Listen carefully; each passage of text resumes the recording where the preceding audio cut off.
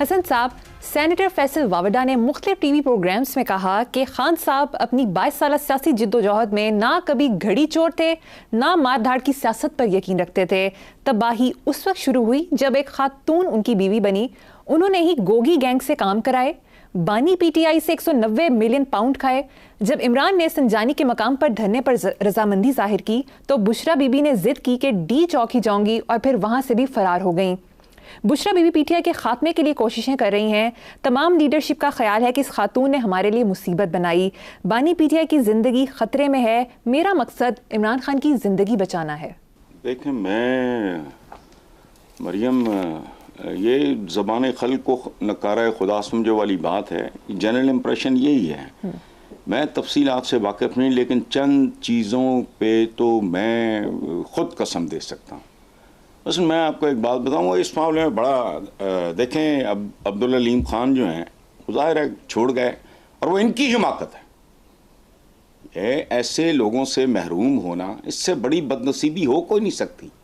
और तावीज़ गंडे के बल पे अब्दुल अलीम खान हो गए, या वो जो हमारे Jahangir Khan Tareen and couple of other people, मतलब ये मेरी समझ से बाहर है, जो बुरे दिनों के दोस्त थे। अच्छा, ये जो बात की है कि वो 22 साल ना कभी घड़ी चोर, ये देखो बात सुनो, कल की बात है यार, कुछ 100 साल हो गए इस बात को।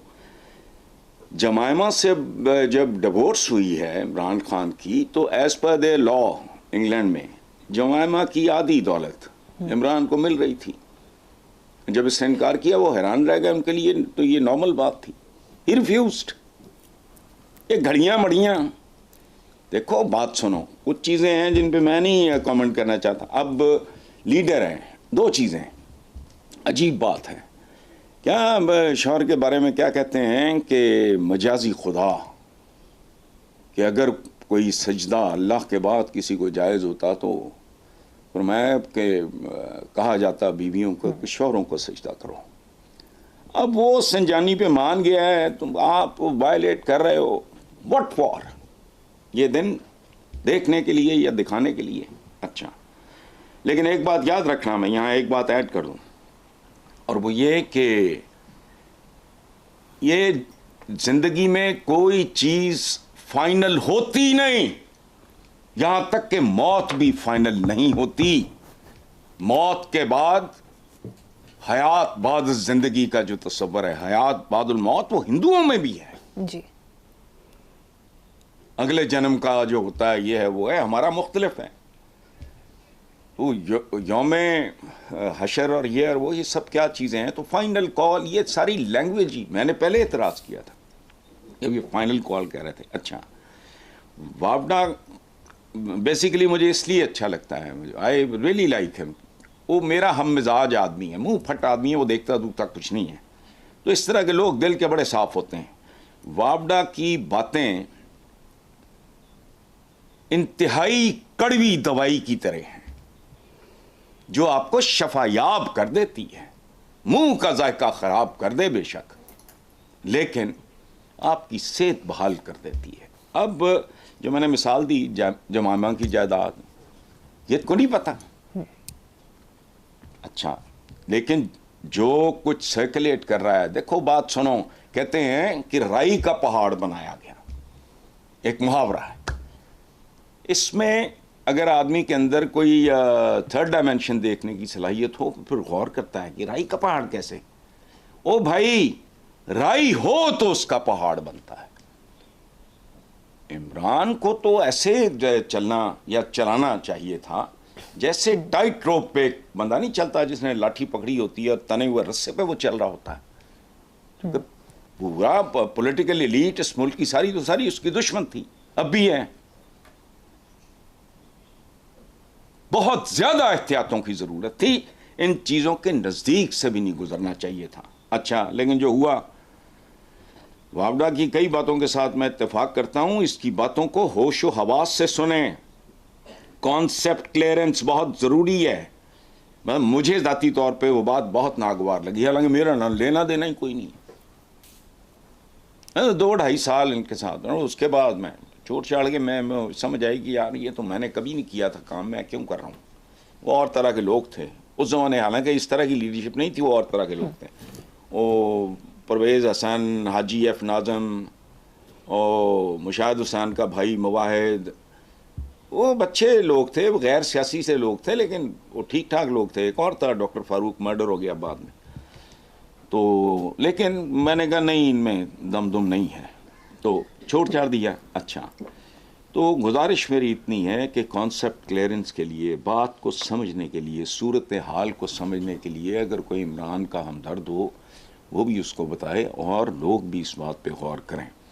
ये राई हो तो पहाड़ बनते हैं। ओ भाई, मैं तो बहुत ज़्यादा एहसानमंद हूँ उसका, बुज़दार का। किस बात पे? उन्होंने कहा वो आदत थी उनकी एक कि साईं कोई मेरे लगा। मैं कहा वो एक बार मैंने कहा यार कुछ करना ही है।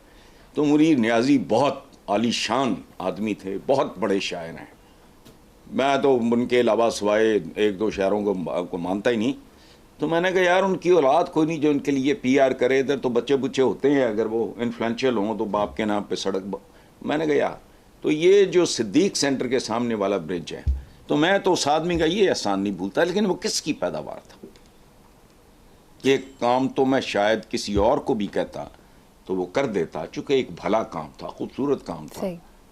मैं तो नियाज़ी नहीं हूँ, मेरा उनके साथ सवाए एक अकीदत के और मोहब्बत के कोई ताल्लुक नहीं था। लेकिन जो कहा है वापडा ने, इस पे गौर करने की ज़रूरत है, और गौर सारे ही करें।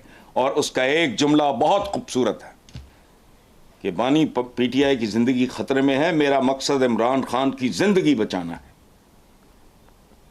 ये होते हैं जो लाजपाल होते हैं। रिश्ता ज़ाहिर है आपने लोगों को धक्के मार मार के, वरना क्या क्या नहीं इन्होंने बर्दाश्त किया। तो बहरहाल कहाँ पहुँचे? इनके लिए जेलें काटने वाले, इनकी वजह से जेलें काटने वाले। तो अपने आप को प्लीज़, मैं फिर वही गुजारिश करूंगा, सीरत नबी पे चंद किताबें पढ़ लो, हाइलाइटर लेके बैठो। किन किन सिचुएशंस में हुजूर ने तो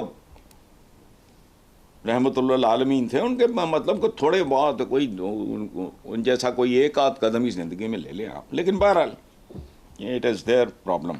जी सही, आगे चलते हैं साहब। पख्तूनख्वा मिली अवामी पार्टी के सरबराह महमूद खान अचकज़ई ने कहा कि इस्लामाबाद वाले वाक़े पर अदालती कमीशन कायम किया जाए। बानी PTI को अच्छा समझे या बुरा, करोड़ों लोगों ने वोट दिया, जमानत पर रिहा किया जाए। मौजूदा हालात में तमाम सियासी जमातों को मिलकर बैठना होगा। दूसरी तरफ मौलाना फजल रहमान ने कहा है कि PTI राब्ते में रहे तो किरदार अदा कर सकता हूँ। देखो बात सुनो, मैं बूढ़े और बुजुर्ग का फ़र्क जानता हूँ। मुझे अगर कोई बुजुर्ग कहता है, शायद आपने भी ये कहा होगा, तो मैंने खबरदार, मुझे बूढ़ा कहो, उम्र रसीदा कहो।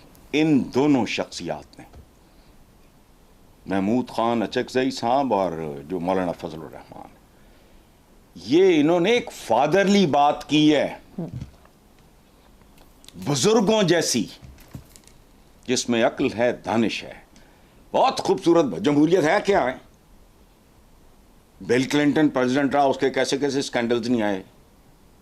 अच्छा, अब ये जो डोनाल्ड ट्रंप आया है, इसका कैसा कैसा स्कैंडल नहीं है। जमहूरियत इसी का नाम है भाई। ये यही लोग थे ना, ये चोरों डकैतों को, ठगों को लाते रहे, सिलसिले चलते रहे। लेकिन वो हक था उनका भाई।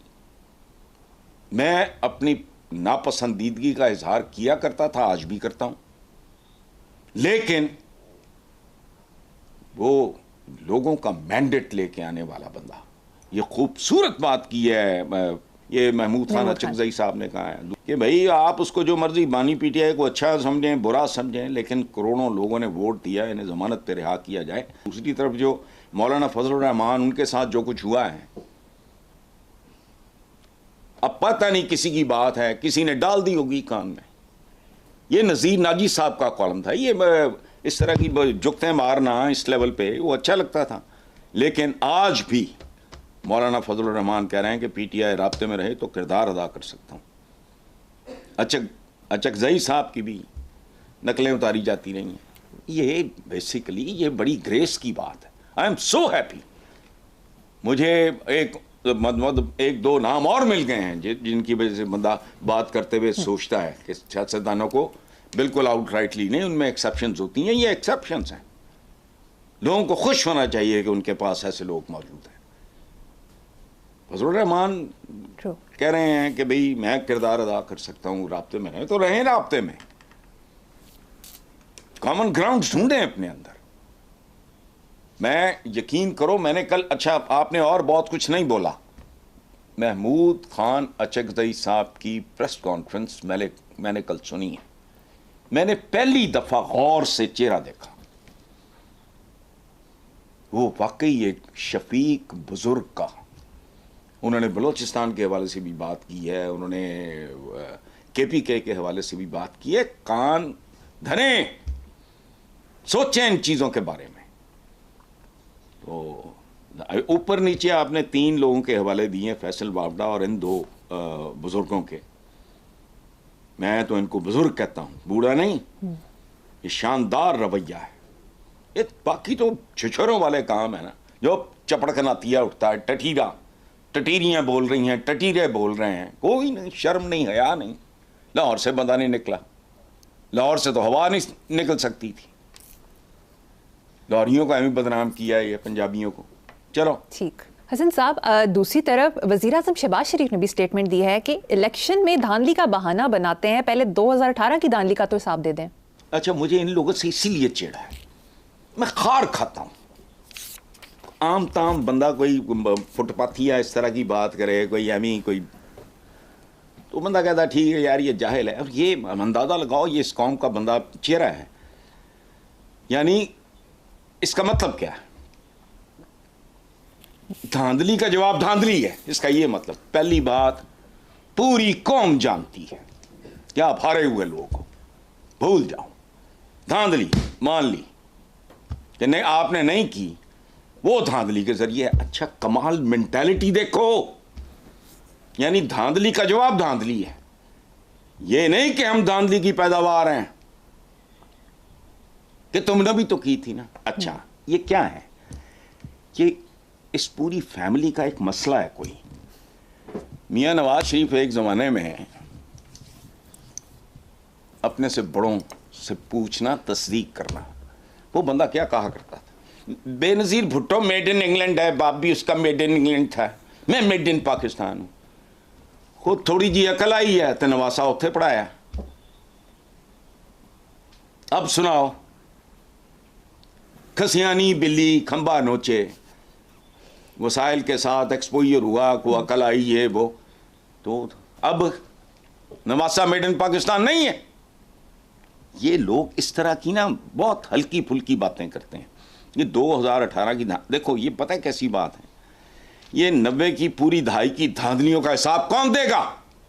बातें करते हैं। अच्छा, ये बिल्कुल ऐसे ही है कि 6 लोग पकड़े जाएं सिग्नल वो वायलेट करते हुए, और वो 4 निकल जाएं, 2 जो पकड़े जाएं काले पहने उनको पकड़ो, फिर हमें पकड़ना।